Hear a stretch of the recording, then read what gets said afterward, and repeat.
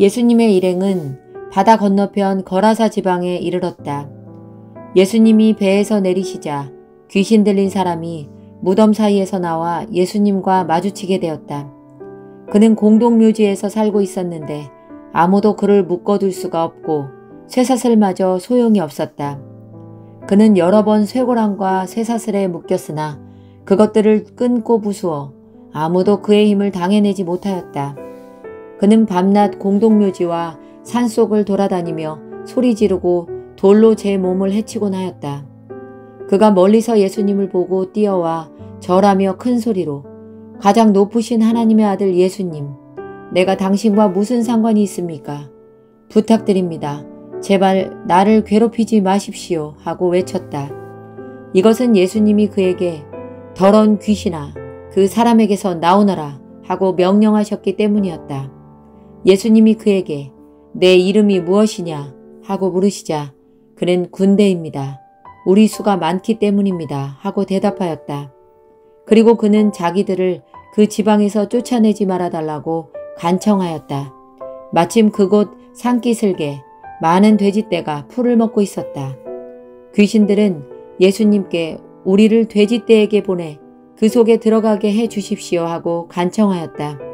예수님이 허락하시자 더러운 귀신들이 나와 돼지떼 속으로 들어갔는데 거의 2,000마리나 되는 돼지떼가 가파른 비탈로 내리달려 바다에 빠져 죽고 말았다. 돼지를 치던 자들이 도망하여 읍내와 촌에 이 일을 전하자 사람들이 일어난 일을 보려고 모여들었다. 그들은 전에 군대 귀신 들렸던 사람이 옷을 입고 맑은 정신으로 예수님 앞에 앉아있는 것을 보고 두려워하였다. 그 일을 지켜본 사람들이 귀신 들렸던 사람과 돼지떼에게 일어난 일을 그들에게 이야기해주자 그들이 예수님께 그 지방을 떠나달라고 간청하였다. 예수님이 배에 오르실 때 귀신 들렸던 사람이 같이 가게 해달라고 간청하였으나 예수님은 허락하지 않으시고 그에게 어서 집으로 돌아가 주님께서 행하신 큰일과 어떻게 너를 불쌍히 여기셨는가를 가족에게 알려라 하고 말씀하셨다. 그가 곧 가서 예수님이 자기에게 행하신 큰일을 데가볼리 지방에 알리자 듣는 사람들이 모두 신기하게 여겼다. 예수님은 배를 타고 다시 건너편으로 돌아오셨다. 많은 군중들이 바닷가에 계시는 예수님께 모여들었다. 그때 야이로라는 회당장이 와서 예수님의 발 앞에 엎드려 제 어린 딸이 죽어갑니다. 제발 오셔서 손을 얹어 살려주십시오 하고 간청하였다. 예수님이 그를 따라가시자 많은 사람들이 뒤따라가며 서로 밀쳤다. 군중 가운데 12년 동안 피를 흘리며 앓던 한 여자가 있었다. 그녀는 많은 의사들을 찾아다니며 치료를 받느라고 무척 고생하였고 있던 재산도 다 허비하였으나 나아지기는커녕 오히려 병만 더 악화되었다. 마침 그녀는 예수님의 소문을 듣고 군중 틈에 끼어가다가 뒤에서 예수님의 옷자락을 만졌다. 그 여자는 예수님의 옷만 만져도 자기 병이 나을 것이라고 생각했던 것이다. 예수님의 옷자락을 만지는 순간 즉시 피가 멎었고 그녀는 병이 나은 것을 느꼈다. 예수님은 곧 능력이 자기에게서 나간 것을 아시고 돌아보시며 누가 내 옷을 만졌느냐 하고 물으셨다. 그러자 제자들이 예수님께 군중이 이렇게 서로 밀치는 것을 보시면서 누가 만졌느냐고 물으십니까? 하고 말하였다. 그러나 누가 옷을 만졌는지 알아보려고 예수님이 둘러보시자 그 여자는 자기에게 일어난 일을 알고 두려워 떨며 예수님 앞에 와서 엎드려 사실대로 말하였다. 그래서 예수님은 그 여자에게 딸아, 내 믿음이 너를 낫게 하였다. 평안히 가거라. 그리고 질병에서 해방되어 건강하여라 하고 말씀하셨다. 예수님이 아직 말씀하고 계실 때 회당장의 집에서 온 사람들이 따님이 죽었습니다. 어째서 선생님을 더 괴롭히십니까? 하였다. 예수님은 곁에서 그 말을 들으시고 회당장에게 두려워 말고 믿기만 하라 하셨다. 예수님은 베드로와 야고보와 그의 동생 요한 외에는 아무도 따라오지 못하게 하시고 그들과 함께 회당장의 집으로 갔다. 웅성거리는 가운데 사람들이 울며 몹시 통곡하는 것을 보시고 예수님은 안으로 들어가 어째서 소란스럽게 우느냐. 그 아이는 죽은 것이 아니라 자고 있다 하고 말씀하셨다. 그러나 그들은 예수님을 비웃었다. 예수님은 사람을 다 내보낸 후 소녀의 부모와 데리고 간 제자들과 함께 소녀가 있는 방에 들어가셨다. 예수님은 소녀의 손을 잡고 달리다굼 하셨는데 이 말은 소녀야 내가 너에게 말한다. 일어나라 는 뜻이었다. 그러자 12살 된 그 소녀는 곧 일어나 걸어다녔다. 이것을 지켜본 사람들은 너무 놀라 정신이 하나도 없었다. 예수님은 이 일을 아무에게도 알리지 못하게 단단히 주의시키신 후 소녀에게 먹을 것을 주라고 하셨다. 예수님이 그곳을 떠나 고향으로 가시자 제자들도 따라갔다. 안식일이 되어 예수님은 회당에서 가르치셨다. 많은 사람들이 듣고 놀라며 이렇게 말하였다. 저 사람이 이 모든 것을 어디서 얻었을까? 저 사람의 이런 지혜와 놀라운 힘이 어떻게 해서 생긴 것이냐? 저 사람은 마리아의 아들 목수이며 야고보와 요셉과 유다와 시몬의 형제가 아니냐? 저 사람은 마리아의 아들 목수이며 야고보와 요셉과 유다와 시몬의 형제가 아니냐? 저 사람의 누이 동생들도 우리와 함께 여기 있지 않느냐? 그러고서 그들은 예수님을 배척하였다. 예수님은 예언자가 고향과 친척과 자기 집에서는 존경을 받지 못한다 하시고 거기서는 아무 기적도 베풀 수가 없어서 병자 몇 사람에게만 손을 얹어 고쳐주셨다. 예수님은 그들이 자기를 믿지 않는 것을 보고 놀라시지 않을 수 없었다. 그 후 예수님은 여러 마을을 다니며 가르치셨다. 그리고 예수님은 12제자를 불러 둘씩 짝지어 보내시며 더러운 귀신을 쫓아내는 권능을 주시고 그들에게 이렇게 명령하셨다. 여행하는 데 필요한 지팡이 외에는 아무것도 가지고 가지 말아라. 식량이나 가방이나 돈도 가지고 가지 말고 신발만 신고 여분의 옷도 껴입지 말아라. 예수님은 다시 말씀하셨다. 어느 마을에 들어가든지 거기서 떠날 때까지 너희는 한 집에서 머물러라.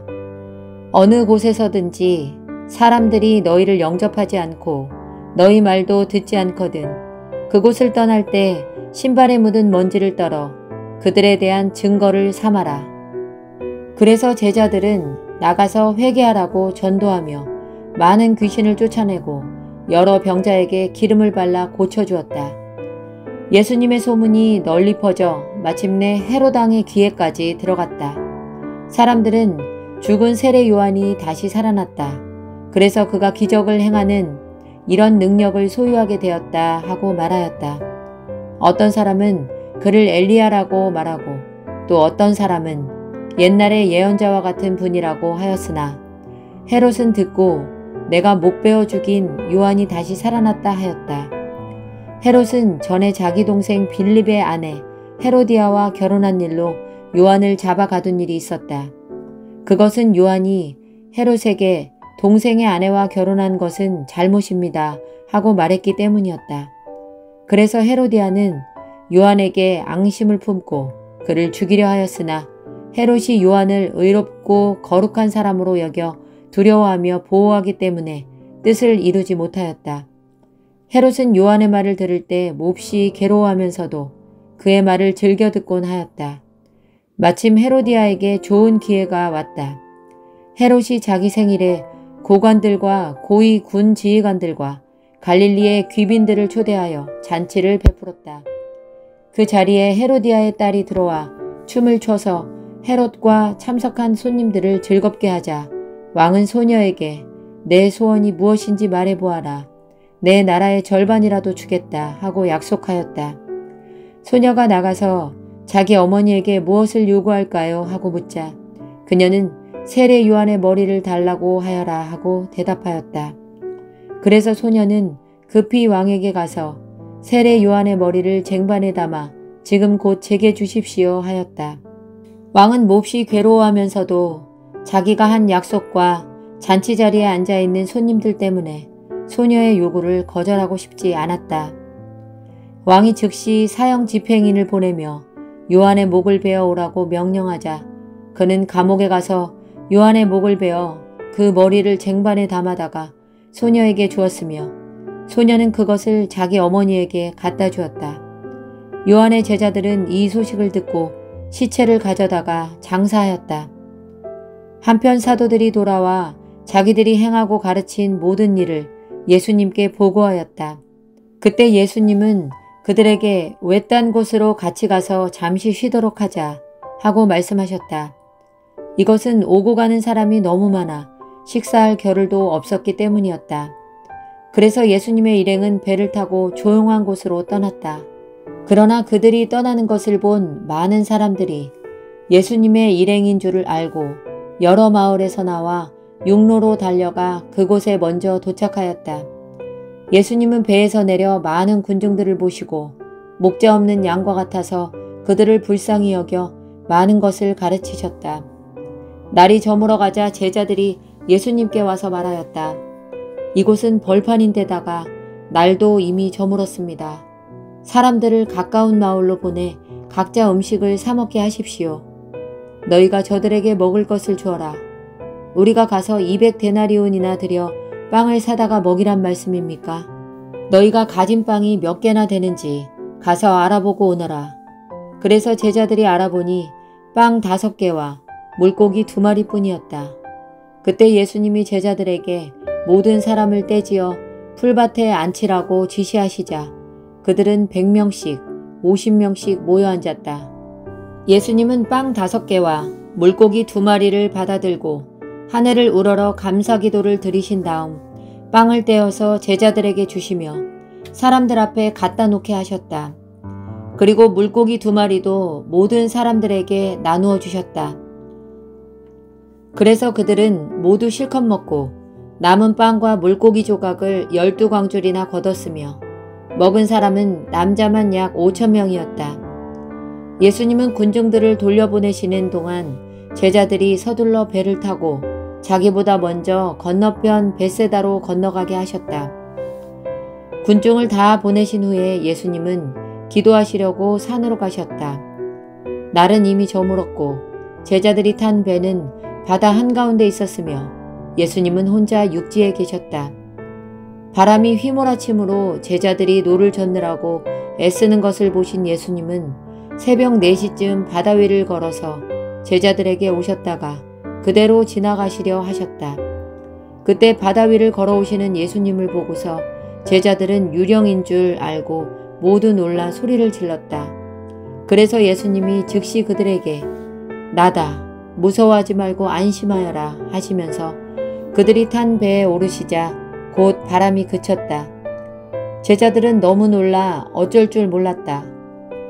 이것은 그들이 빵에 대한 기적을 깨닫지 못하고 오히려 마음이 둔해졌기 때문이었다.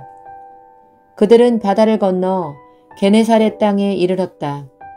사람들은 배에서 내리는 예수님을 금방 알아보고 온 지방으로 뛰어다니며 병자들을 자리에 누인 채로 예수님이 계시는 곳에 데려왔다. 또 사람들은 예수님이 이르시는 곳마다 병자들을 길거리에 데려다 놓고 예수님의 옷자락이라도 만지게 해달라고 간청하였으며 만진 사람은 모두 나았다.